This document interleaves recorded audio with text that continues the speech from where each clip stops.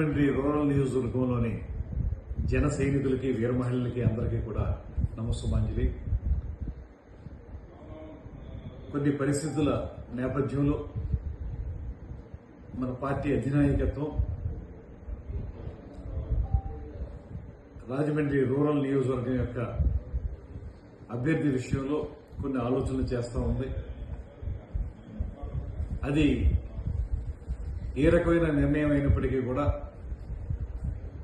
మన పార్టీ నాయకులు కానీ, కార్యకర్తలు కానీ, ఇతర వ్యక్తులు కానీ ఎవరూ కూడా ఆవేశకావేశాలకు లోను కావద్దని, ముఖ్యంగా మనం అందరం కూడా సుశిక్షితులైనటువంటి సైనికుల మాదిరిగా పనిచేసేటువంటి వాళ్ళం.